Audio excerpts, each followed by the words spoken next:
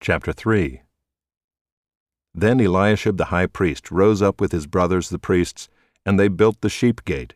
They consecrated it and set its doors. They consecrated it as far as the Tower of the 100, as far as the Tower of Hananel.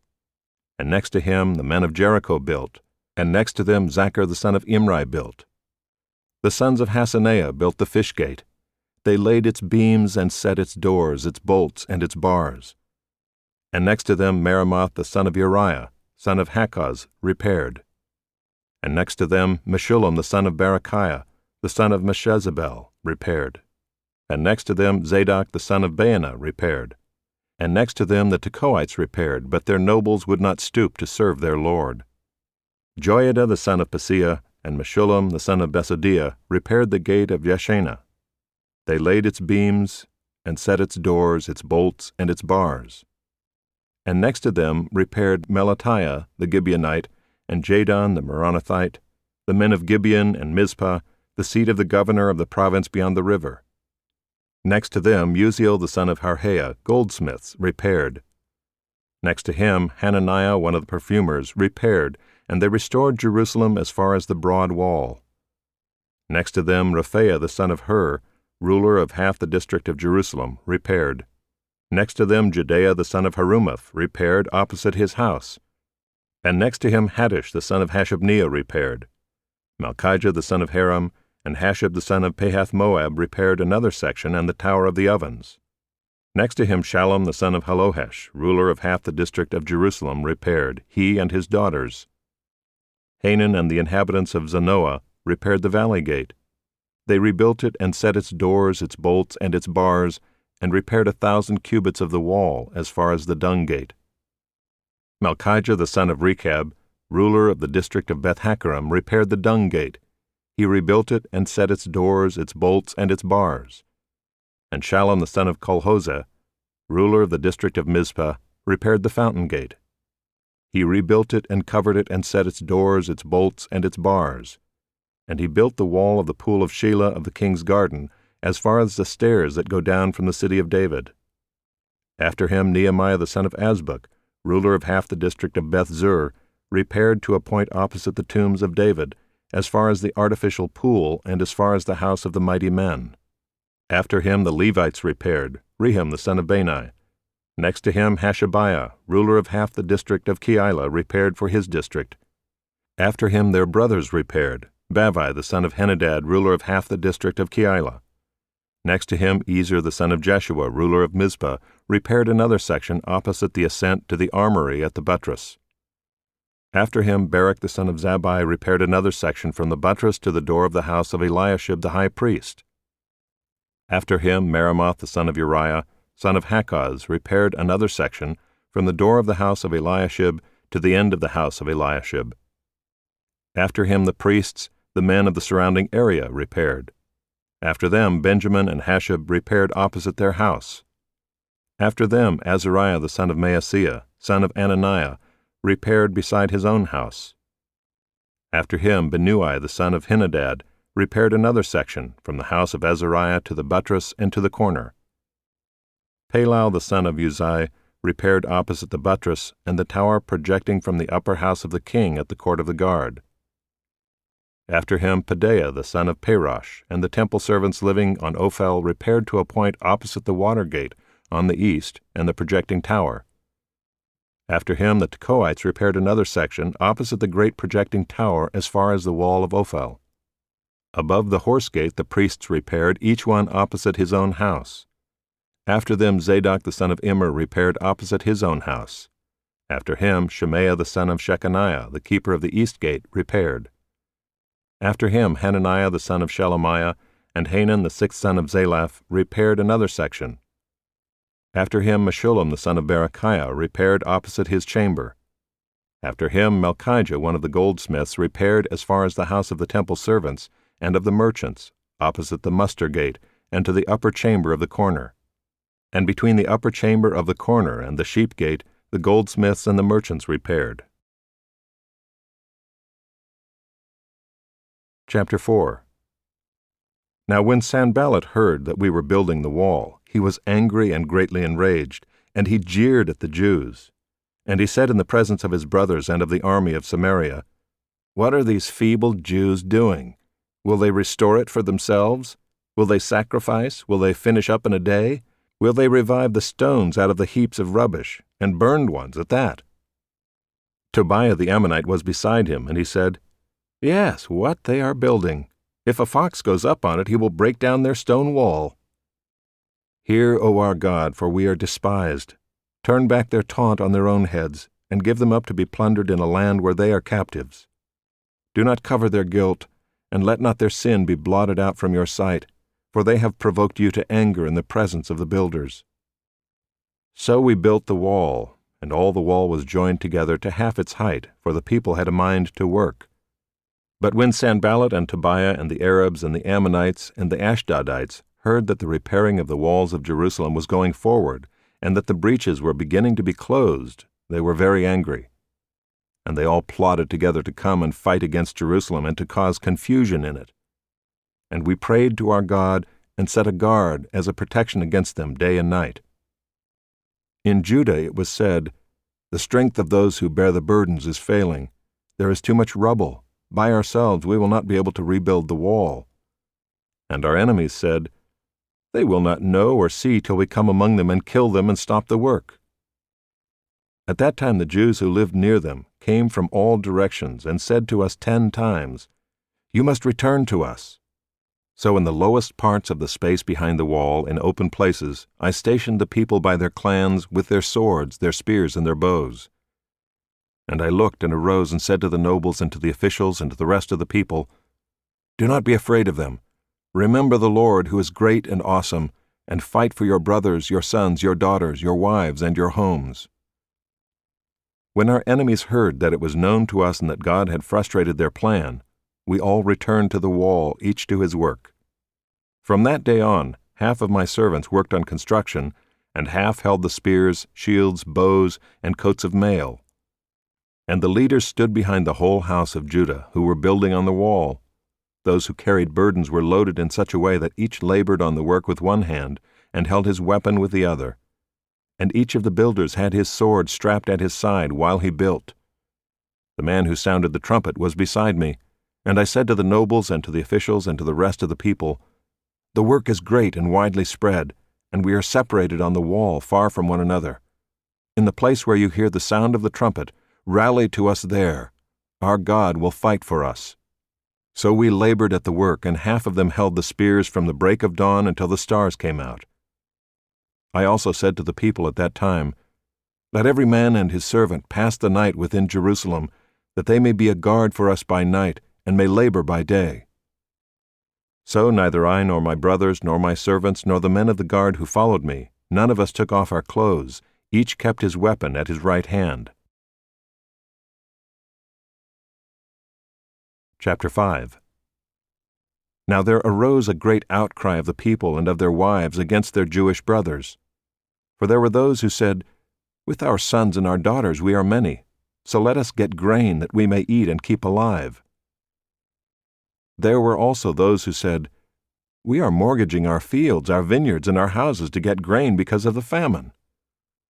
And there were those who said, "We have borrowed money for the king's tax on our fields and our vineyards. Now our flesh is as the flesh of our brothers, our children are as their children. Yet we are forcing our sons and our daughters to be slaves, and some of our daughters have already been enslaved. But it is not in our power to help it, for other men have our fields and our vineyards." I was very angry when I heard their outcry and these words. I took counsel with myself, and I brought charges against the nobles and the officials. I said to them, "You are exacting interest, each from his brother." And I held a great assembly against them and said to them, "We, as far as we are able, have brought back our Jewish brothers who have been sold to the nations, but you even sell your brothers that they may be sold to us." They were silent and could not find a word to say. So I said, "The thing that you are doing is not good. Ought you not to walk in the fear of our God to prevent the taunts of the nations our enemies? Moreover, I and my brothers and my servants are lending them money and grain. Let us abandon this exacting of interest. Return to them this very day their fields, their vineyards, their olive orchards, and their houses, and the percentage of money, grain, wine, and oil that you have been exacting from them?" Then they said, "We will restore these and require nothing from them. We will do as you say." And I called the priests and made them swear to do as they had promised. I also shook out the fold of my garment and said, "So may God shake out every man from his house and from his labor who does not keep this promise. So may he be shaken out and emptied." And all the assembly said, "Amen," and praised the Lord, and the people did as they had promised. Moreover, from the time that I was appointed to be their governor in the land of Judah, from the 20th year to the 32nd year of Artaxerxes the king, 12 years, neither I nor my brothers ate the food allowance of the governor. The former governors who were before me laid heavy burdens on the people and took from them for their daily ration 40 shekels of silver. Even their servants lorded it over the people. But I did not do so because of the fear of God. I also persevered in the work on this wall, and we acquired no land, and all my servants were gathered there for the work. Moreover, there were at my table 150 men, Jews and officials, besides those who came to us from the nations that were around us. Now what was prepared at my expense for each day was 1 ox and 6 choice sheep and birds, and every 10 days all kinds of wine in abundance. Yet for all this I did not demand the food allowance of the governor, because the service was too heavy on this people. Remember for my good, O my God, all that I have done for this people. Chapter 6. Now when Sanballat and Tobiah and Geshem the Arab and the rest of our enemies heard that I had built the wall and that there was no breach left in it, although up to that time I had not set up the doors and the gates, Sanballat and Geshem sent to me, saying, "Come and let us meet together at Hakkephirim in the plain of Ono." But they intended to do me harm, and I sent messengers to them, saying, "I am doing a great work, and I cannot come down. Why should the work stop while I leave it and come down to you?" And they sent to me 4 times in this way, and I answered them in the same manner. In the same way Sanballat for the 5th time sent his servant to me with an open letter in his hand. In it was written, "It is reported among the nations, and Geshem also says it, that you and the Jews intend to rebel. That is why you are building the wall. And according to these reports you wish to become their king. And you have also set up prophets to proclaim concerning you in Jerusalem, 'There is a king in Judah.' And now the king will hear of these reports. So now come and let us take counsel together." Then I sent to him, saying, "No such things as you say have been done, for you are inventing them out of your own mind." For they all wanted to frighten us, thinking, "Their hands will drop from the work, and it will not be done." But now, O God, strengthen my hands. Now when I went into the house of Shemaiah the son of Delaiah, son of Mehetabel, who was confined to his home, he said, "Let us meet together in the house of God within the temple. Let us close the doors of the temple, for they are coming to kill you. They are coming to kill you by night." But I said, "Should such a man as I run away? And what man such as I could go into the temple and live? I will not go in." And I understood and saw that God had not sent him, but he had pronounced the prophecy against me because Tobiah and Sanballat had hired him. For this purpose he was hired, that I should be afraid and act in this way and sin, and so they could give me a bad name in order to taunt me. Remember Tobiah and Sanballat, O my God, according to these things that they did, and also the prophetess Noadiah, and the rest of the prophets who wanted to make me afraid. So the wall was finished on the 25th day of the month Elul in 52 days. And when all our enemies heard of it, all the nations around us were afraid and fell greatly in their own esteem, for they perceived that this work had been accomplished with the help of our God. Moreover, in those days the nobles of Judah sent many letters to Tobiah, and Tobiah's letters came to them. For many in Judah were bound by oath to him, because he was the son-in-law of Shechaniah the son of Era, and his son Jehohanan had taken the daughter of Meshullam the son of Berechiah as his wife. Also they spoke of his good deeds in my presence, and reported my words to him. And Tobiah sent letters to make me afraid. Chapter 7. Now when the wall had been built, and I had set up the doors, and the gatekeepers, the singers, and the Levites had been appointed, I gave my brother Hanani and Hananiah the governor of the castle charge over Jerusalem, for he was a more faithful and God-fearing man than many. And I said to them, Let not the gates of Jerusalem be opened until the sun is hot, and while they are still standing guard, let them shut and bar the doors. Appoint guards from among the inhabitants of Jerusalem, some at their guard posts and some in front of their own homes. The city was wide and large, but the people within it were few, and no houses had been rebuilt. Then my God put it into my heart to assemble the nobles and the officials and the people to be enrolled by genealogy. And I found the book of the genealogy of those who came up at the first, and I found written in it, These were the people of the province who came up out of the captivity of those exiles whom Nebuchadnezzar the king of Babylon had carried into exile. They returned to Jerusalem and Judah, each to his town. They came with Zerubbabel, Jeshua, Nehemiah, Azariah, Rehemiah, Nehemiah, Mordecai, Bilshan, Misperath, Bigvai, Nehem, Baanah. The number of the men of the people of Israel, the sons of Parosh, 2,172. The sons of Shephatiah, 372. The sons of Arah, 652. The sons of Pahath-Moab, namely the sons of Jeshua and Joab, 2,818. The sons of Elam, 1,254. The sons of Zattu, 845. The sons of Zakkai, 760. The sons of Binnui, 648. The sons of Bebai, 628. The sons of Azgad, 2,322. The sons of Adonikam, 667. The sons of Bigvai, 2,067. The sons of Adin, 655. The sons of Ater, namely of Hezekiah, 98. The sons of Hashem, 328. The sons of Bezai, 324. The sons of Hariph, 112. The sons of Gibeon, 95. The men of Bethlehem and Netophah, 188. The men of Anathoth, 128. The men of Beth-Azmaveth, 42. The men of Kiriath-Jearim, Kephirah, and Beeroth, 743. The men of Ramah and Geba, 621. The men of Michmas, 122. The men of Bethel and Ai, 123. The men of the other Nebo, 52. The sons of the other Elam, 1,254. The sons of Haram, 320. The sons of Jericho, 345. The sons of Lod, Hadid, and Ono, 721. The sons of Sineah, 3,930. The priests, the sons of Jedaiah, namely the house of Jeshua, 973. The sons of Immer, 1,052. The sons of Pashur, 1,247. The sons of Haram, 1,017. The Levites, the sons of Jeshua, namely of Kadmiel of the sons of Hodiva, 74. The singers, the sons of Asaph, 148. The gatekeepers, the sons of Shallum, the sons of Ader, the sons of Talmon, the sons of Akub, the sons of Hatita, the sons of Shobai, 138.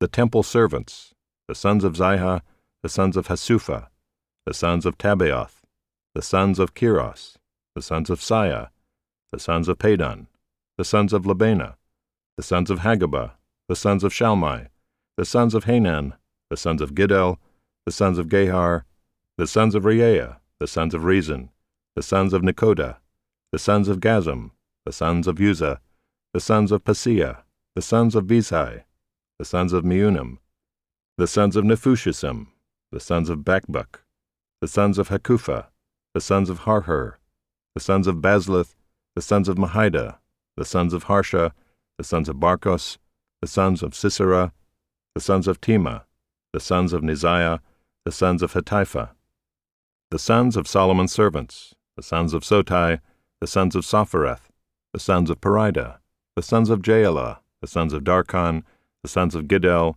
the sons of Shephatiah, the sons of Hattil, the sons of Pokereth-Hazzebaim, the sons of Ammon. All the temple servants and the sons of Solomon's servants were 392. The following were those who came up from Tel Melah, Tel Harsha, Kerub, Adon, and Immer, but they could not prove their fathers' houses nor their descent, whether they belonged to Israel. The sons of Delaiah, the sons of Tobiah, the sons of Nekoda, 642. Also of the priests, the sons of Hobaiah, the sons of Hakkoz, the sons of Barzillai, who had taken a wife of the daughters of Barzillai the Gileadite and was called by their name.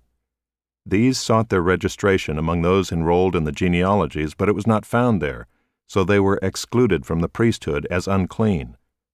The governor told them that they were not to partake of the most holy food until a priest with Urim and Thummim should arise. The whole assembly together was 42,360, besides their male and female servants, of whom there were 7,337. And they had 245 singers, male and female. Their horses were 736, their mules 245, their camels 435, and their donkeys 6,720.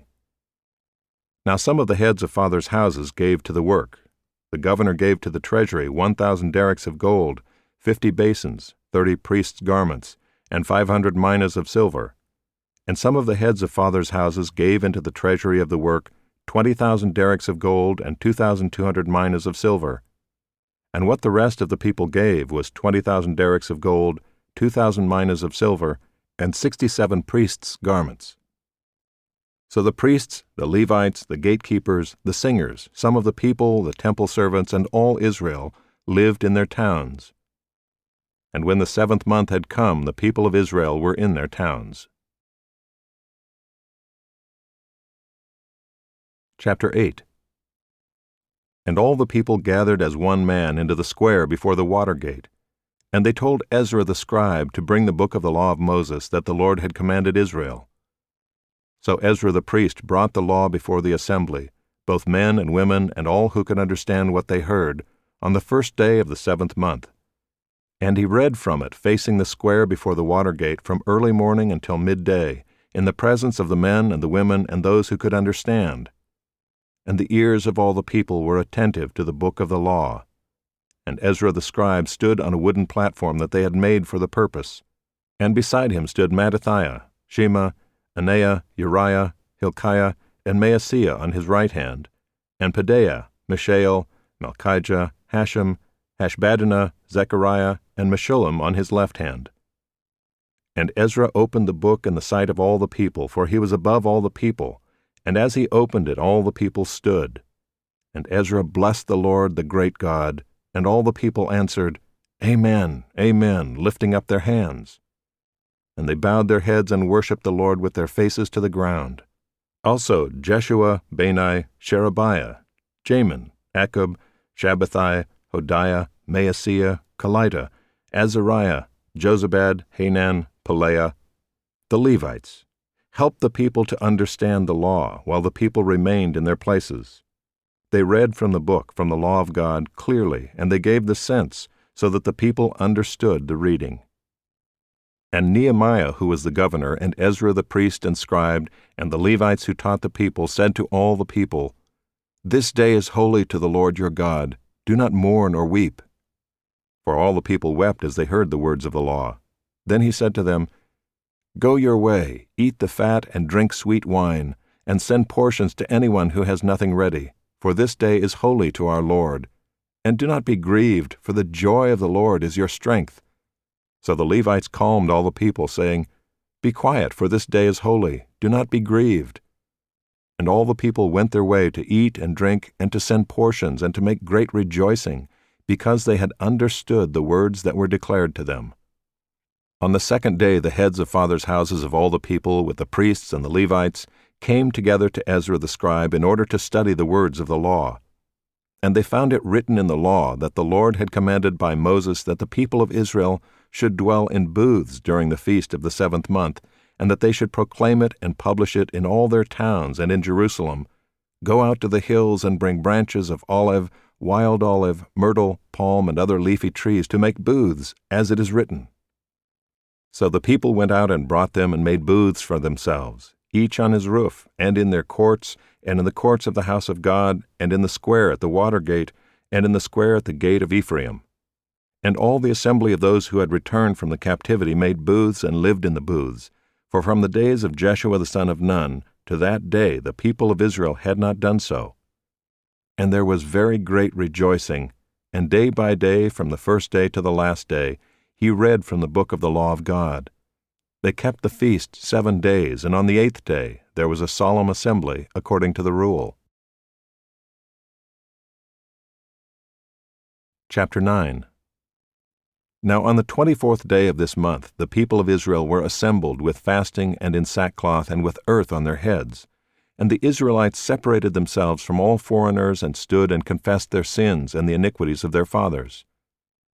And they stood up in their place and read from the book of the law of the Lord their God for a quarter of the day.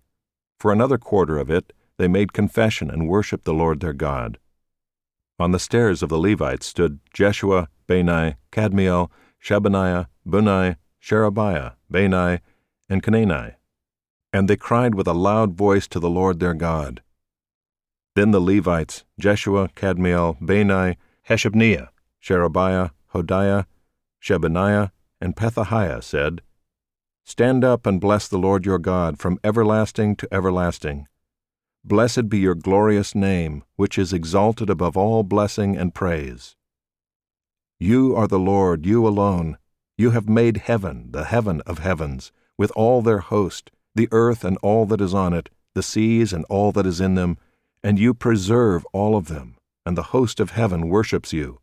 You are the Lord, the God who chose Abram, and brought him out of Ur of the Chaldeans, and gave him the name Abraham. You found his heart faithful before you, and made with him the covenant to give to his offspring the land of the Canaanite, the Hittite, the Amorite, the Perizzite, the Jebusite, and the Girgashite. And you have kept your promise, for you are righteous. And you saw the affliction of our fathers in Egypt, and heard their cry at the Red Sea, and performed signs and wonders against Pharaoh and all his servants and all the people of his land, for you knew that they acted arrogantly against our fathers. And you made a name for yourself, as it is to this day, and you divided the sea before them so that they went through the midst of the sea on dry land, and you cast their pursuers into the depths, as a stone into mighty waters. By a pillar of cloud you led them in the day, and by a pillar of fire in the night, to light for them the way in which they should go. You came down on Mount Sinai and spoke with them from heaven, and gave them right rules and true laws, good statutes and commandments, and you made known to them your holy Sabbath, and commanded them commandments and statutes and a law by Moses your servant. You gave them bread from heaven for their hunger, and brought water for them out of the rock for their thirst, and you told them to go in to possess the land that you had sworn to give them. But they and our fathers acted presumptuously and stiffened their neck, and did not obey your commandments. They refused to obey and were not mindful of the wonders that you performed among them, but they stiffened their neck and appointed a leader to return to their slavery in Egypt. But you are a God ready to forgive, gracious and merciful, slow to anger and abounding in steadfast love, and did not forsake them. Even when they had made for themselves a golden calf, and said, This is your God who brought you up out of Egypt, and had committed great blasphemies, you in your great mercies did not forsake them in the wilderness. The pillar of cloud to lead them in the way did not depart from them by day, nor the pillar of fire by night to light for them the way by which they should go. You gave your good spirit to instruct them, and did not withhold your manna from their mouth, and gave them water for their thirst. 40 years you sustained them in the wilderness, and they lacked nothing. Their clothes did not wear out, and their feet did not swell. And you gave them kingdoms and peoples, and allotted to them every corner. So they took possession of the land of Sihon, king of Heshbon, and the land of Og, king of Bashan. You multiplied their children as the stars of heaven, and you brought them into the land that you had told their fathers to enter and possess. So the descendants went in and possessed the land, and you subdued before them the inhabitants of the land, the Canaanites, and gave them into their hand with their kings and the peoples of the land, that they might do with them as they would. And they captured fortified cities and a rich land, and took possession of houses full of all good things, cisterns already hewn, vineyards, olive orchards, and fruit trees in abundance. So they ate and were filled and became fat, and delighted themselves in your great goodness. Nevertheless they were disobedient and rebelled against you, and cast your law behind their back, and killed your prophets, who had warned them in order to turn them back to you, and they committed great blasphemies. Therefore you gave them into the hand of their enemies, who made them suffer. And in the time of their suffering they cried out to you, and you heard them from heaven. And according to your great mercies you gave them saviors, who saved them from the hand of their enemies. But after they had rest, they did evil again before you, and you abandoned them to the hand of their enemies, so that they had dominion over them. Yet when they turned and cried to you, you heard from heaven, and many times you delivered them according to your mercies. And you warned them in order to turn them back to your law. Yet they acted presumptuously and did not obey your commandments, but sinned against your rules, which if a person does them, he shall live by them. And they turned a stubborn shoulder and stiffened their neck and would not obey. Many years you bore with them and warned them by your Spirit through your prophets, yet they would not give ear. Therefore you gave them into the hand of the peoples of the lands. Nevertheless, in your great mercies, you did not make an end of them or forsake them, for you are a gracious and merciful God. Now, therefore, our God, the great, the mighty, and the awesome God, who keeps covenant and steadfast love, let not all the hardship seem little to you that has come upon us, upon our kings, our princes, our priests, our prophets, our fathers, and all your people, since the time of the kings of Assyria until this day. Yet you have been righteous in all that has come upon us, for you have dealt faithfully, and we have acted wickedly. Our kings, our princes, our priests, and our fathers have not kept your law or paid attention to your commandments and your warnings that you gave them. Even in their own kingdom and amid your great goodness that you gave them, and in the large and rich land that you set before them, they did not serve you or turn from their wicked works. Behold, we are slaves this day in the land that you gave to our fathers to enjoy its fruit and its good gifts. Behold, we are slaves. And its rich yield goes to the kings whom you have set over us because of our sins. They rule over our bodies and over our livestock as they please, and we are in great distress. Because of all this, we make a firm covenant in writing. On the sealed document are the names of our princes, our Levites, and our priests. Chapter 10. On the seals are the names of Nehemiah the governor, the son of Hakaliah, Zedekiah, Seraiah, Azariah, Jeremiah, Pashur, Amariah, Malchijah, Hattush, Shebaniah, Malach, Harim, Meremoth, Obadiah, Daniel, Ginnathan, Barak, Meshullam, Abijah, Mijamin, Maaziah, Bilgai, Shemaiah. These are the priests. And the Levites, Jeshua the son of Azaniah, Binnui of the sons of Henadad, Kadmiel, and their brothers Shebaniah, Hodiah, Kelita, Pelaiah, Hanan, Micah, Rehab, Hashabiah, Zachar, Sherebiah, Shebaniah, Hodiah, Bani, Beninu. The chiefs of the people, Parosh, Pahath-Moab, Elam, Zatu, Bani, Bunai, Asgad, Bebai, Adonijah, Bigvai, Aden, Ater, Hezekiah, Azar, Hodiah, Hashem, Bezai, Hariph, Anathoth, Nebai, Magpiash, Meshullam, Hezer, Meshezabel, Zadok, Jaddua, Pelatiah, Hanan, Anaiah, Hoshea, Hananiah, Hashab, Helohesh, Pilah, Shobek, Ream, Hashabnah, Maaseiah, Ahiah, Hanan, Anan, Malach, Haram, Baanah. The rest of the people, the priests, the Levites, the gatekeepers, the singers, the temple servants, and all who have separated themselves from the peoples of the lands to the law of God, their wives, their sons, their daughters, all who have knowledge and understanding, join with their brothers, their nobles, and enter into a curse and an oath to walk in God's law that was given by Moses the servant of God, and to observe and do all the commandments of the Lord our Lord, and his rules and his statutes. We will not give our daughters to the peoples of the land, or take their daughters for our sons.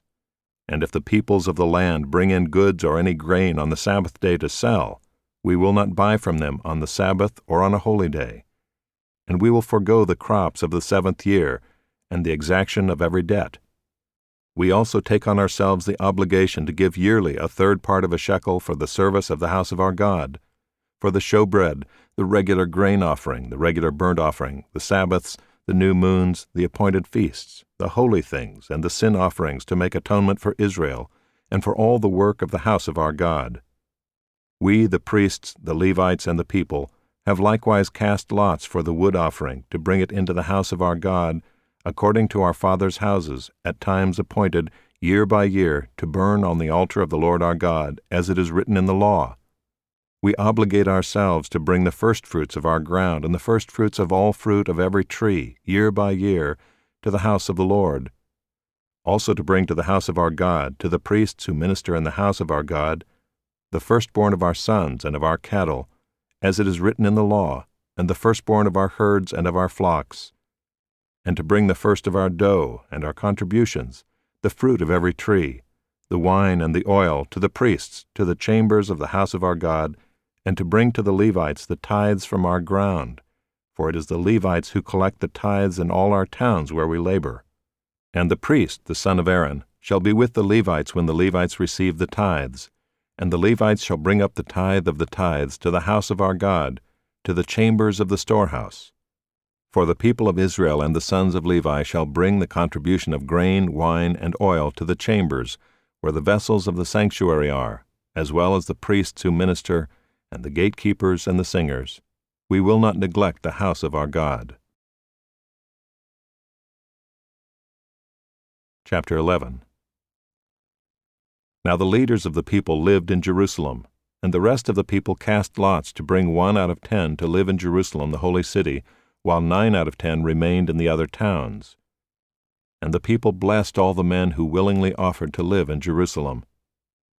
These are the chiefs of the province who lived in Jerusalem, but in the towns of Judah everyone lived on his property in their towns: Israel, the priests, the Levites, the temple servants, and the descendants of Solomon's servants.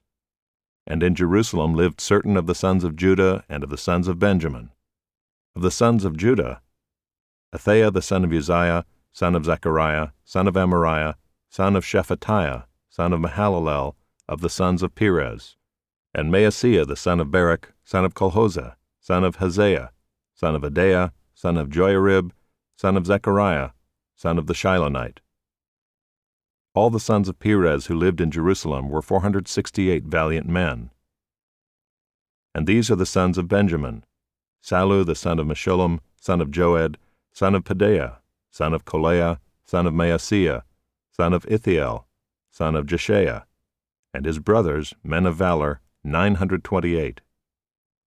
Joel the son of Zichri was their overseer, and Judah the son of Hasenuah was second over the city.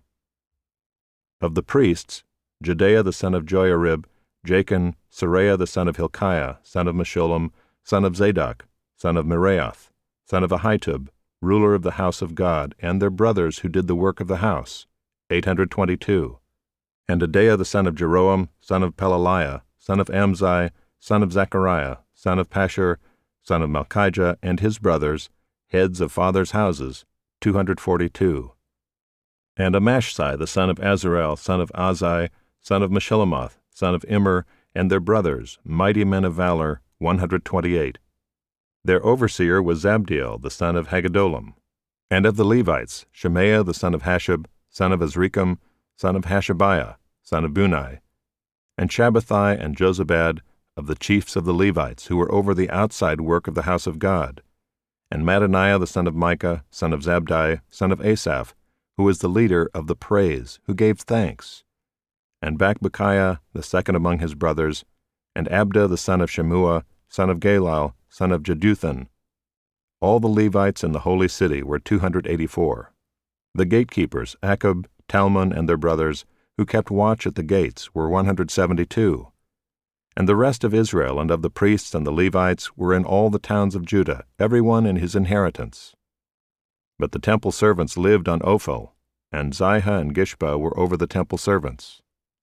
The overseer of the Levites in Jerusalem was Uzziah the son of Bani, son of Hashabiah, son of Mattaniah, son of Micah, of the sons of Asaph, the singers, over the work of the house of God.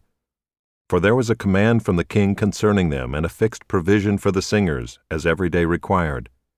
And Pethahiah the son of Meshezabel, of the sons of Zerah, the son of Judah, was at the king's side in all matters concerning the people.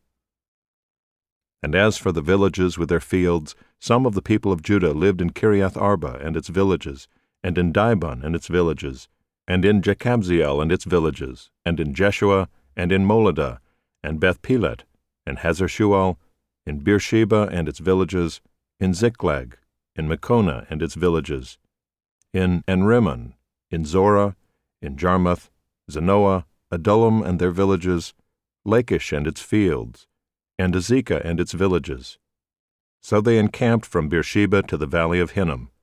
The people of Benjamin also lived from Geba onward, at Michmash, Ijah, Bethel and its villages, Anathoth, Nob, Ananiah, Hazor, Ramah, Gittaim, Hadid, Zeboim, Neballat, Lod, and Ono, the valley of craftsmen.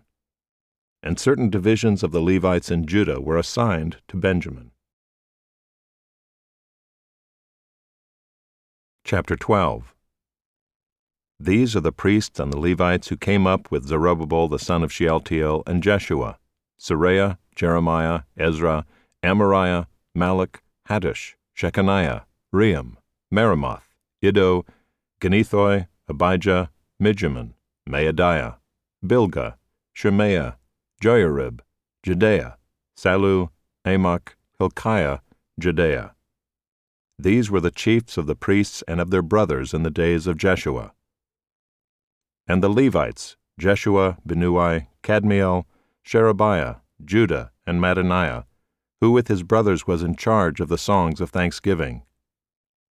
And Bakbukiah and Unai and their brothers stood opposite them in the service. And Jeshua was the father of Joachim, Joachim the father of Eliashib, Eliashib the father of Joiada, Joiada the father of Jonathan, and Jonathan the father of Jaddua. And in the days of Joachim were priests, heads of fathers' houses. Of Seraiah, Meraiah. Of Jeremiah, Hananiah. Of Ezra, Meshullam. Of Amariah, Jehohanan. Of Malachi, Jonathan. Of Shebaniah, Joseph. Of Haram, Adnah. Of Meraioth, Helkai. Of Iddo, Zechariah. Of Ginnethon, Meshullam. Of Abijah, Zichri. Of Miniamin of Moadiah, Piltai. Of Bilgah, Shemua. Of Shemaiah, Jehonathan. Of Joiarib, Mattani. Of Jedaiah, Uzai. Of Salai, Kalai. Of Amok, Eber. Of Hilkiah, Hashabiah. Of Jedaiah, Nethanel. In the days of Eliashib, Joiada, Johanan, and Jaddua, the Levites were recorded as heads of fathers' houses. So too were the priests in the reign of Darius the Persian. As for the sons of Levi, their heads of fathers' houses were written in the book of the Chronicles until the days of Johanan the son of Eliashib. And the chiefs of the Levites, Hashabiah, Sherebiah, and Jeshua the son of Kadmiel, with their brothers who stood opposite them, to praise and to give thanks, according to the commandment of David the man of God, watch by watch. Mattaniah, Bakbukiah, Obadiah, Meshullam, Talmon, and Akub were gatekeepers standing guard at the storehouses of the gates. These were in the days of Joachim the son of Jeshua, son of Jozadak, and in the days of Nehemiah the governor and of Ezra the priest and scribe. And at the dedication of the wall of Jerusalem they sought the Levites in all their places, to bring them to Jerusalem to celebrate the dedication with gladness, with thanksgivings, and with singing, with cymbals, harps, and lyres. And the sons of the singers gathered together from the district surrounding Jerusalem, and from the villages of the Netophathites, also from Beth Gilgal and from the region of Geba and Asmaveth, for the singers had built for themselves villages around Jerusalem. And the priests and the Levites purified themselves, and they purified the people and the gates and the wall. Then I brought the leaders of Judah up onto the wall and appointed 2 great choirs that gave thanks. One went to the south on the wall to the dung gate, and after them went Hoshea and half of the leaders of Judah, and Azariah, Ezra, Meshullam, Judah, Benjamin, Shemaiah, and Jeremiah, and certain of the priests' sons with trumpets, Zechariah the son of Jonathan, son of Shemaiah, son of Mattaniah, son of Micaiah, son of Zachar, son of Asaph, and his relatives, Shemaiah, Azarel, Milalai, Gilalai, Maai, Nethanel, Judah, and Hanani, with the musical instruments of David the man of God. And Ezra the scribe went before them. At the fountain gate they went up straight before them by the stairs of the city of David, at the ascent of the wall, above the house of David, to the water gate on the east. The other choir of those who gave thanks went to the north, and I followed them with half of the people on the wall, above the tower of the ovens to the broad wall, and above the gate of Ephraim, and by the gate of Jeshanah, and by the fish gate, and the tower of Hananel, and the tower of the 100, to the sheep gate. And they came to a halt at the gate of the guard. So both choirs of those who gave thanks stood in the house of God, and I and half of the officials with me, and the priests, Eliakim, Maaseiah, Miniamin, Micaiah, Elioenai, Zechariah, and Hananiah with trumpets, and Maaseiah, Shemaiah, Eleazar, Uzai, Jehohanan, Malchijah, Elam, and Ezer. And the singers sang with Jezrahiah as their leader. And they offered great sacrifices that day and rejoiced, for God had made them rejoice with great joy. The women and children also rejoiced, and the joy of Jerusalem was heard far away.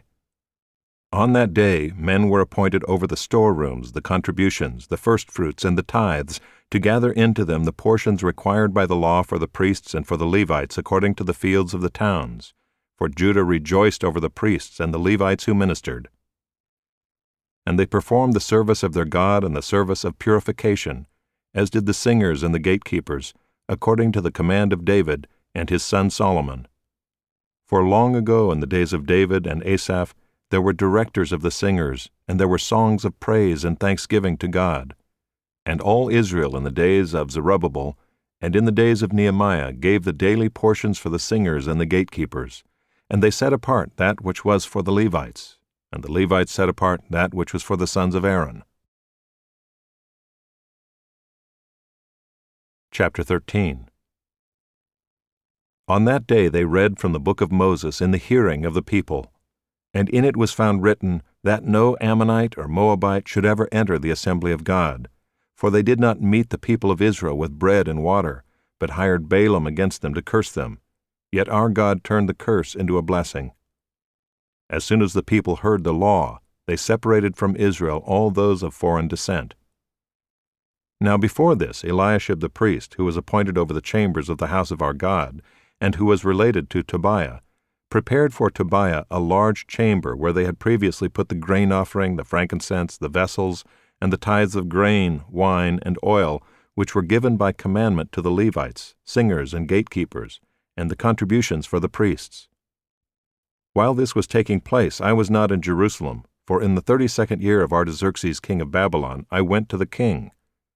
And after some time I asked leave of the king, and came to Jerusalem, and I then discovered the evil that Eliashib had done for Tobiah, preparing for him a chamber in the courts of the house of God. And I was very angry, and I threw all the household furniture of Tobiah out of the chamber. Then I gave orders, and they cleansed the chambers, and I brought back there the vessels of the house of God, with the grain offering and the frankincense. I also found out that the portions of the Levites had not been given to them, so that the Levites and the singers who did the work had fled each to his field. So I confronted the officials and said, "Why is the house of God forsaken?" And I gathered them together and set them in their stations. Then all Judah brought the tithe of the grain, wine, and oil into the storehouses. And I appointed as treasurers over the storehouses Shelemiah the priest, Zadok the scribe, and Pedaiah of the Levites, and as their assistant Hanan the son of Zaccur, son of Mattaniah, for they were considered reliable, and their duty was to distribute to their brothers.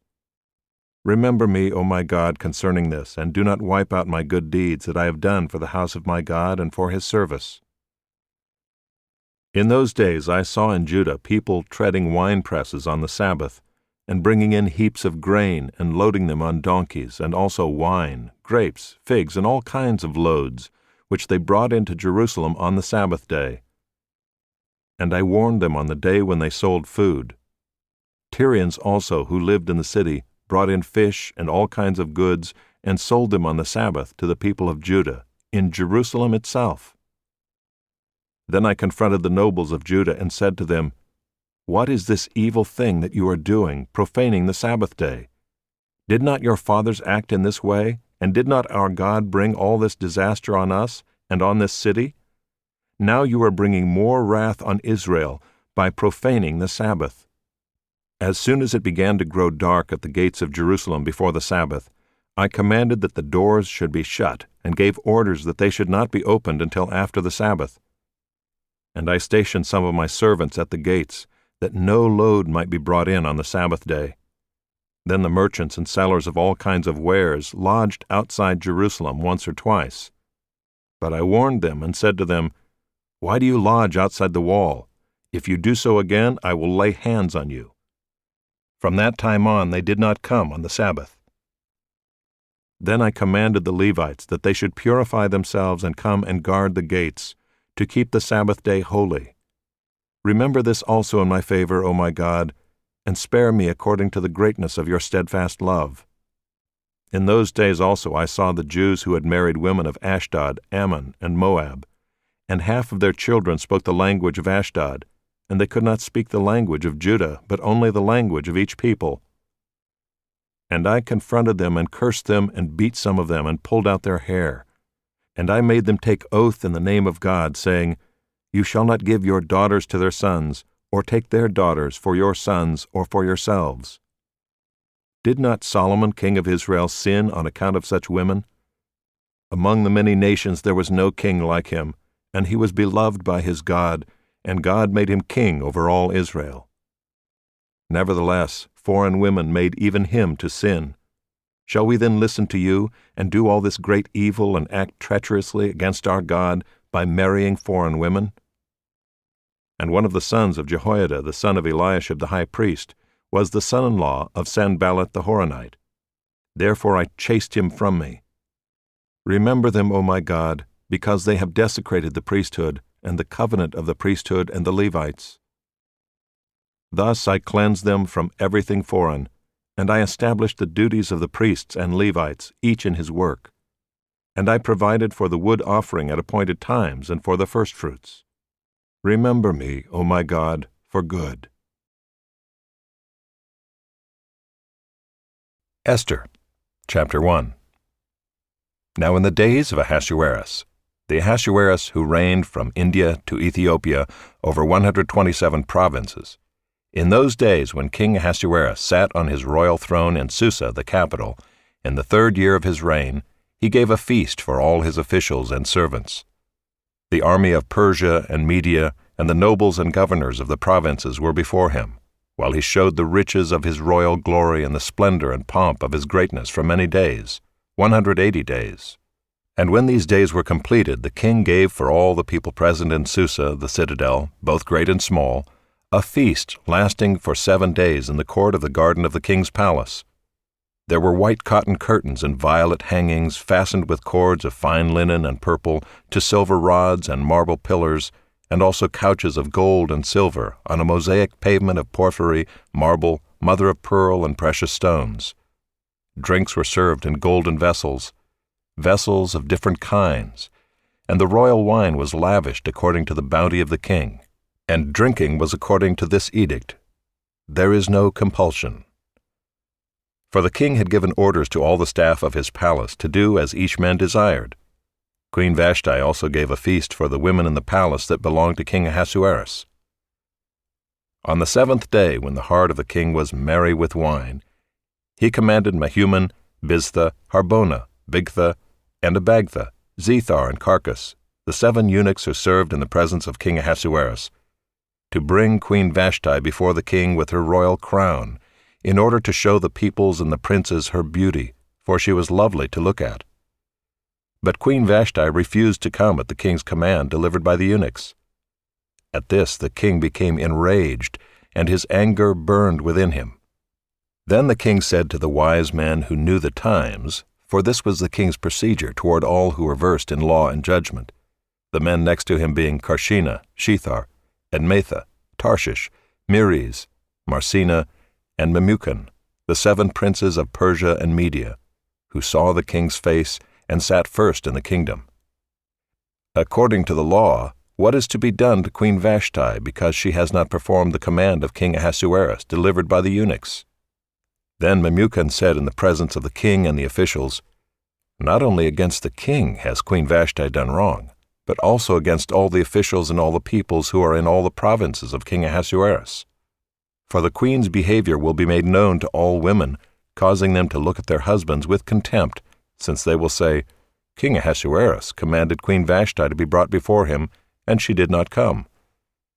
This very day the noble women of Persia and Media, who have heard of the queen's behavior, will say the same to all the king's officials, and there will be contempt and wrath in plenty.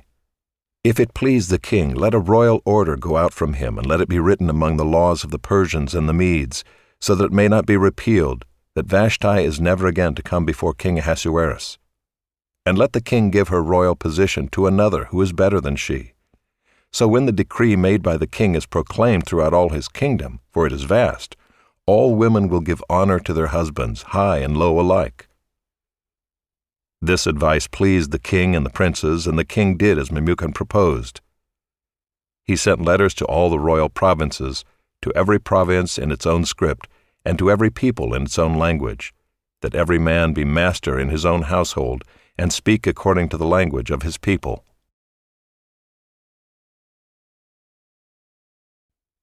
Chapter 2.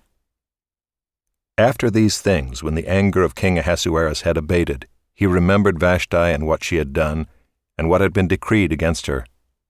Then the king's young men who attended him said, "Let beautiful young virgins be sought out for the king, and let the king appoint officers in all the provinces of his kingdom to gather all the beautiful young virgins to the harem in Susa the capital, under custody of Hegai the king's eunuch, who is in charge of the women.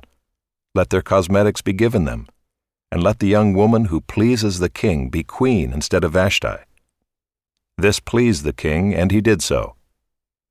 Now there was a Jew in Susa the citadel, whose name was Mordecai, the son of Jair, son of Shimei, son of Kish, a Benjaminite, who had been carried away from Jerusalem among the captives carried away with Jeconiah king of Judah, whom Nebuchadnezzar king of Babylon had carried away. He was bringing up Hadassah, that is, Esther, the daughter of his uncle, for she had neither father nor mother. The young woman had a beautiful figure and was lovely to look at, and when her father and her mother died, Mordecai took her as his own daughter. So when the king's order and his edict were proclaimed, and when many young women were gathered in Susa the citadel in custody of Hegai, Esther also was taken into the king's palace and put in custody of Hegai, who had charge of the women. And the young woman pleased him and won his favor, and he quickly provided her with her cosmetics and her portion of food, and with 7 chosen young women from the king's palace, and advanced her and her young women to the best place in the harem. Esther had not made known her people or kindred, for Mordecai had commanded her not to make it known. And every day Mordecai walked in front of the court of the harem to learn how Esther was and what was happening to her. Now when the turn came for each young woman to go into King Ahasuerus, after being 12 months under the regulations for the women, since this was the regular period of their beautifying, 6 months with oil of myrrh, and 6 months with spices and ointments for women, when the young woman went into the king in this way, she was given whatever she desired to take with her from the harem to the king's palace. In the evening she would go in, and in the morning she would return to the second harem, in custody of Sheashgaz, the king's eunuch who was in charge of the concubines. She would not go into the king again unless the king delighted in her and she was summoned by name. When the turn came for Esther, the daughter of Abihail, the uncle of Mordecai, who had taken her as his own daughter, to go into the king, she asked for nothing except what Hegai, the king's eunuch, who had charge of the women, advised. Now Esther was winning favor in the eyes of all who saw her. And when Esther was taken to King Ahasuerus into his royal palace, in the 10th month, which is the month Tebeth, in the 7th year of his reign, the king loved Esther more than all the women, and she won grace and favor in his sight more than all the virgins, so that he set the royal crown on her head and made her queen instead of Vashti. Then the king gave a great feast for all his officials and servants. It was Esther's feast. He also granted a remission of taxes to the provinces and gave gifts with royal generosity. Now when the virgins were gathered together the second time, Mordecai was sitting at the king's gate.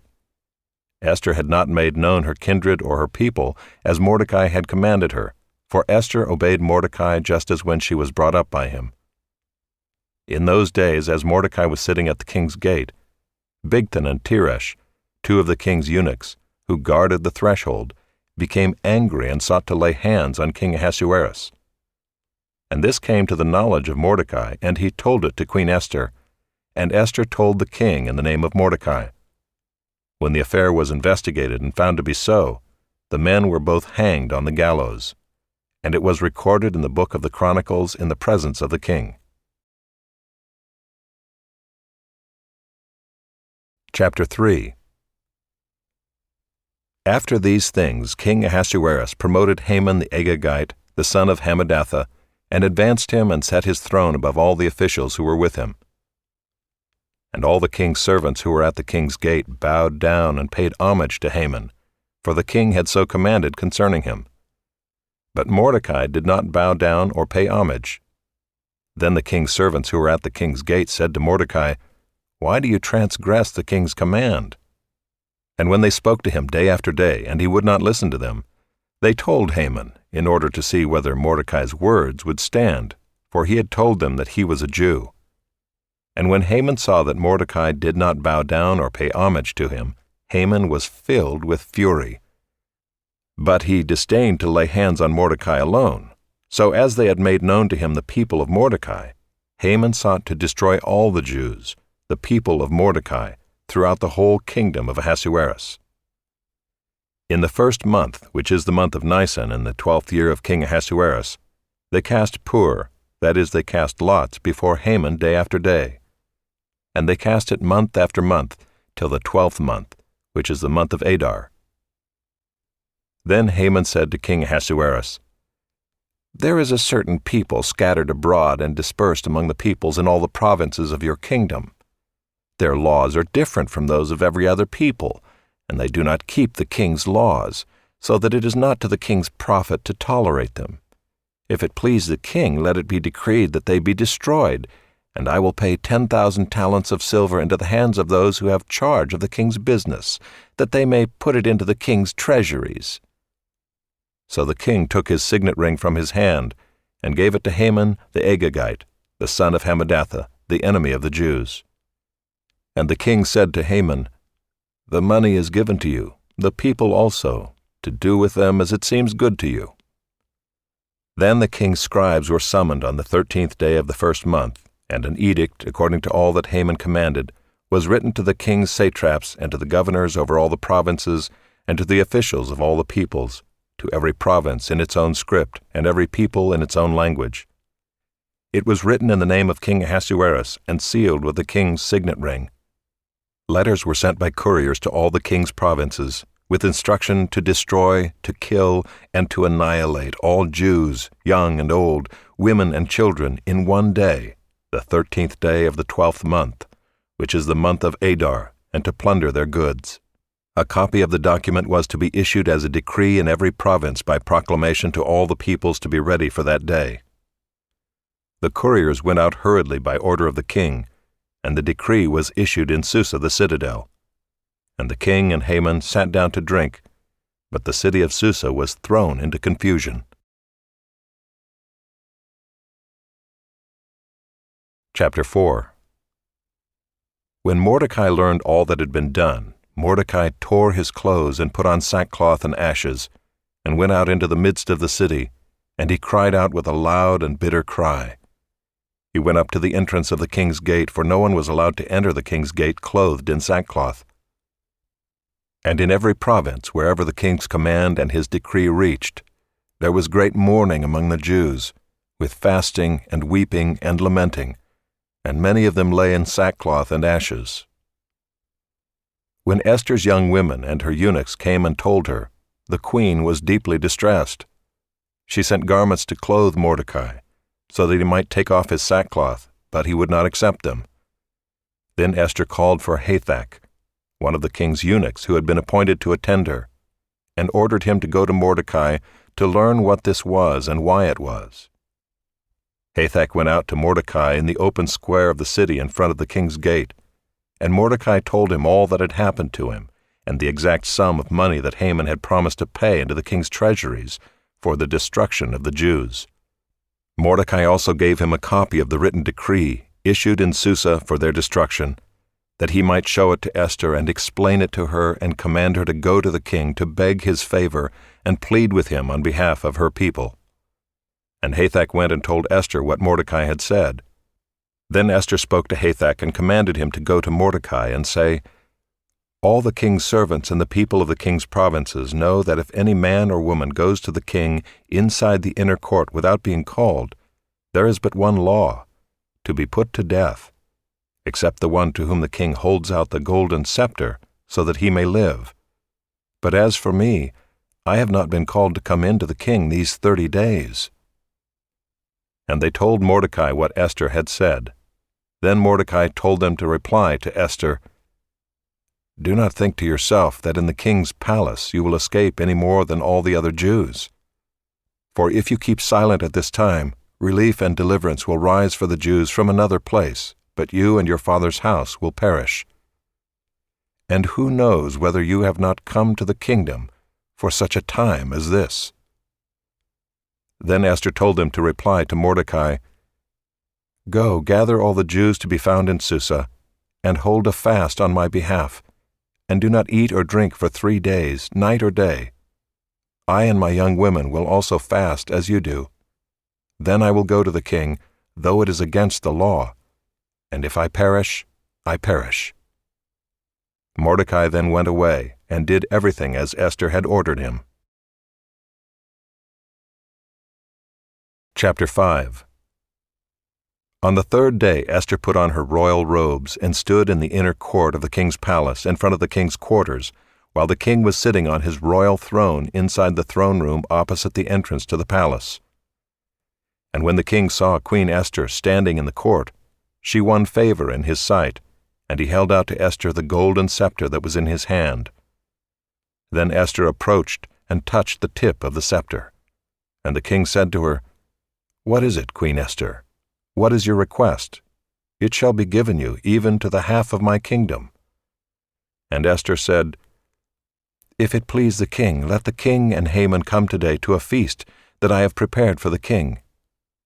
Then the king said, "Bring Haman quickly, so that we may do as Esther has asked." So the king and Haman came to the feast that Esther had prepared. And as they were drinking wine after the feast, the king said to Esther, "What is your wish? It shall be granted you. And what is your request? Even to the half of my kingdom it shall be fulfilled." Then Esther answered, "My wish and my request is, if I have found favor in the sight of the king, and if it please the king to grant my wish and fulfill my request, let the king and Haman come to the feast that I will prepare for them, and tomorrow I will do as the king has said." And Haman went out that day joyful and glad of heart. But when Haman saw Mordecai in the king's gate, that he neither rose nor trembled before him, he was filled with wrath against Mordecai. Nevertheless Haman restrained himself and went home, and he sent and brought his friends and his wife Zeresh. And Haman recounted to them the splendor of his riches, the number of his sons, all the promotions with which the king had honored him, and how he had advanced him above the officials and the servants of the king.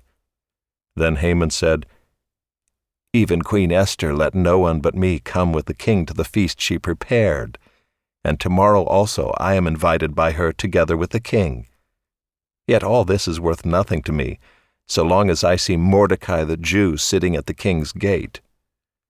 Then his wife Zeresh and all his friends said to him, "Let a gallows 50 cubits high be made, and in the morning tell the king to have Mordecai hanged upon it. Then go joyfully with the king to the feast." This idea pleased Haman, and he had the gallows made. Chapter 6. On that night the king could not sleep, and he gave orders to bring the book of memorable deeds, the Chronicles, and they were read before the king. And it was found written how Mordecai had told about Bigthana and Teresh, 2 of the king's eunuchs, who guarded the threshold, and who had sought to lay hands on King Ahasuerus.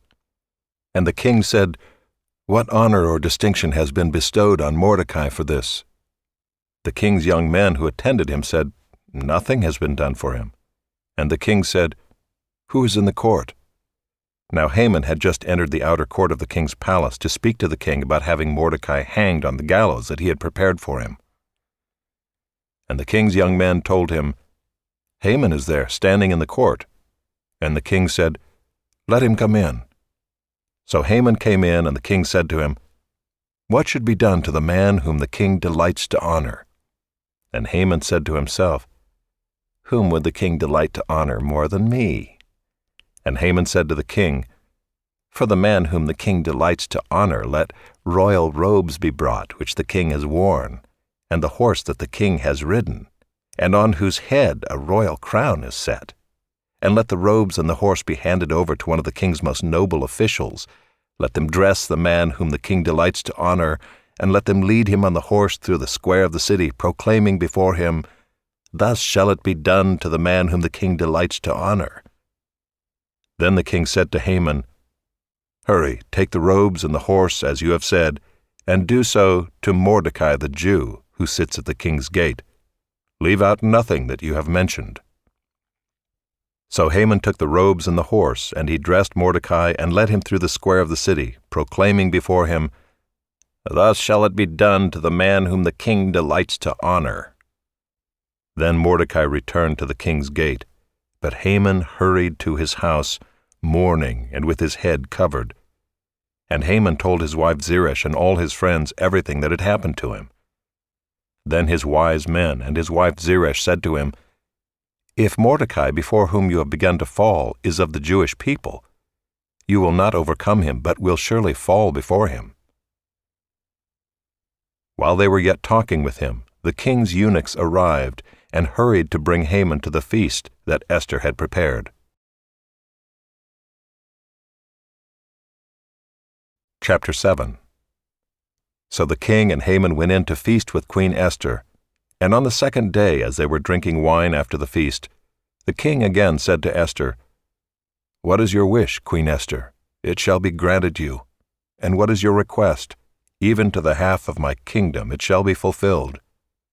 Then Queen Esther answered, "If I have found favor in your sight, O king, and if it please the king, let my life be granted me for my wish, and my people for my request. For we have been sold, I and my people, to be destroyed, to be killed, and to be annihilated. If we had been sold merely as slaves, men and women, I would have been silent, for our affliction is not to be compared with the loss to the king." Then King Ahasuerus said to Queen Esther, "Who is he, and where is he, who has dared to do this?"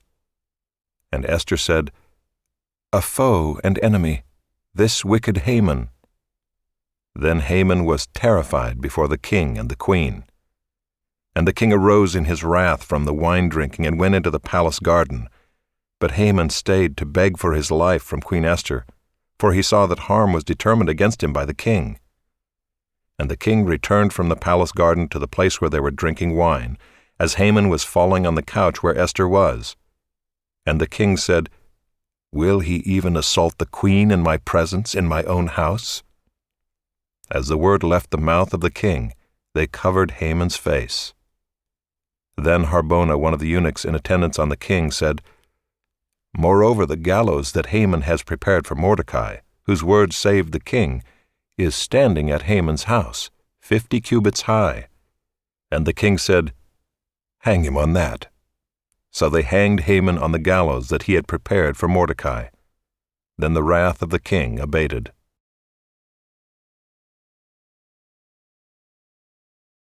Chapter 8. On that day King Ahasuerus gave to Queen Esther the house of Haman, the enemy of the Jews. And Mordecai came before the king, for Esther had told what he was to her. And the king took off his signet ring, which he had taken from Haman, and gave it to Mordecai. And Esther set Mordecai over the house of Haman. Then Esther spoke again to the king. She fell at his feet and wept and pleaded with him to avert the evil plan of Haman the Agagite and the plot that he had devised against the Jews. When the king held out the golden scepter to Esther, Esther rose and stood before the king, and she said, "If it please the king, and if I have found favor in his sight, and if the thing seems right before the king, and I am pleasing in his eyes, let an order be written to revoke the letters devised by Haman the Agagite, the son of Hammedatha, which he wrote to destroy the Jews who are in all the provinces of the king. For how can I bear to see the calamity that is coming to my people? Or how can I bear to see the destruction of my kindred?" Then King Ahasuerus said to Queen Esther and to Mordecai the Jew, "Behold, I have given Esther the house of Haman, and they have hanged him on the gallows because he intended to lay hands on the Jews. But you may write as you please with regard to the Jews, in the name of the king, and seal it with the king's ring. For an edict written in the name of the king and sealed with the king's ring cannot be revoked." The king's scribes were summoned at that time in the 3rd month, which is the month of Sivan, on the 23rd day. And an edict was written according to all that Mordecai commanded concerning the Jews, to the satraps and the governors and the officials of the provinces from India to Ethiopia, 127 provinces, to each province in its own script, and to each people in its own language, and also to the Jews in their script and their language. And he wrote in the name of King Ahasuerus, and sealed it with the king's signet ring. Then he sent the letters by mounted couriers riding on swift horses that were used in the king's service, bred from the royal stud, saying that the king allowed the Jews who were in every city to gather and defend their lives, to destroy, to kill, and to annihilate any armed force of any people or province that might attack them, children and women included, and to plunder their goods, on one day throughout all the provinces of King Ahasuerus, on the 13th day of the 12th month, which is the month of Adar. A copy of what was written was to be issued as a decree in every province, being publicly displayed to all peoples, and the Jews were to be ready on that day to take vengeance on their enemies. So the couriers, mounted on their swift horses that were used in the king's service, rode out hurriedly, urged by the king's command, and the decree was issued in Susa the citadel. Then Mordecai went out from the presence of the king in royal robes of blue and white, with a great golden crown and a robe of fine linen and purple, and the city of Susa shouted and rejoiced. The Jews had light and gladness and joy and honor.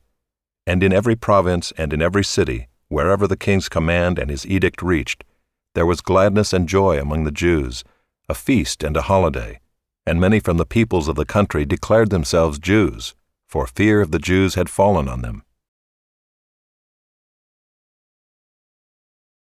Chapter 9. Now in the 12th month, which is the month of Adar, on the 13th day of the same, when the king's command and edict were about to be carried out, on the very day when the enemies of the Jews hoped to gain the mastery over them, the reverse occurred. The Jews gained mastery over those who hated them. The Jews gathered in their cities throughout all the provinces of King Ahasuerus to lay hands on those who sought their harm. And no one could stand against them, for the fear of them had fallen on all peoples. All the officials of the provinces and the satraps and the governors and the royal agents also helped the Jews, for the fear of Mordecai had fallen on them. For Mordecai was great in the king's house, and his fame spread throughout all the provinces, for the man Mordecai grew more and more powerful. The Jews struck all their enemies with the sword, killing and destroying them, and did as they pleased to those who hated them. In Susa the citadel itself the Jews killed and destroyed 500 men, and also killed Parshandatha and Dalphon, and Aspatha, and Poratha, and Adalia, and Aridatha, and Parmashta, and Arasai, and Aradai, and Vaisatha, the 10 sons of Haman the son of Hammedatha, the enemy of the Jews. But they laid no hand on the plunder. That very day the number of those killed in Susa the citadel was reported to the king. And the king said to Queen Esther, "In Susa the citadel the Jews have killed and destroyed 500 men, and also the 10 sons of Haman. What then have they done in the rest of the king's provinces? Now what is your wish? It shall be granted you. And what further is your request? It shall be fulfilled." And Esther said, "If it please the king, let the Jews who are in Susa be allowed tomorrow also to do according to this day's edict, and let the 10 sons of Haman be hanged on the gallows." So the king commanded this to be done. A decree was issued in Susa, and the 10 sons of Haman were hanged. The Jews who were in Susa gathered also on the 14th day of the month of Adar, and they killed 300 men in Susa, but they laid no hands on the plunder. Now the rest of the Jews who were in the king's provinces also gathered to defend their lives and got relief from their enemies, and killed 75,000 of those who hated them, but they laid no hands on the plunder. This was on the 13th day of the month of Adar, and on the 14th day they rested, and made that a day of feasting and gladness. But the Jews who were in Susa gathered on the 13th day and on the 14th, and rested on the 15th day, making that a day of feasting and gladness. Therefore the Jews of the villages who live in the rural towns hold the 14th day of the month of Adar as a day for gladness and feasting, as a holiday, and as a day on which they send gifts of food to one another.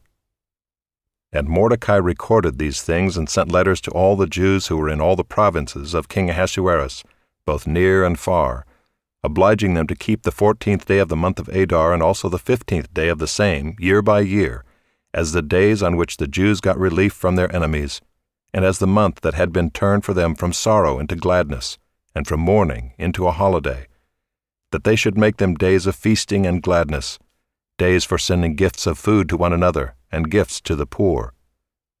So the Jews accepted what they had started to do and what Mordecai had written to them. For Haman the Agagite, the son of Hammedatha, the enemy of all the Jews, had plotted against the Jews to destroy them, and had cast pur, that is, cast lots, to crush and to destroy them. But when it came before the king, he gave orders in writing that his evil plan that he had devised against the Jews should return on his own head, and that he and his sons should be hanged on the gallows. Therefore they called these days Purim, after the term pur. Therefore, because of all that was written in this letter, and of what they had faced in this matter, and of what had happened to them, the Jews firmly obligated themselves and their offspring and all who joined them, that without fail they would keep these 2 days according to what was written, and at the time appointed every year, that these days should be remembered and kept throughout every generation, in every clan, province, and city, and that these days of Purim should never fall into disuse among the Jews, nor should the commemoration of these days cease among their descendants.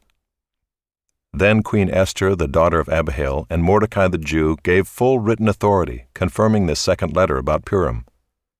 Letters were sent to all the Jews, to the 127 provinces of the kingdom of Ahasuerus, in words of peace and truth, that these days of Purim should be observed at their appointed seasons, as Mordecai the Jew and Queen Esther obligated them, and as they had obligated themselves and their offspring with regard to their fasts and their lamenting. The command of Queen Esther confirmed these practices of Purim, and it was recorded in writing.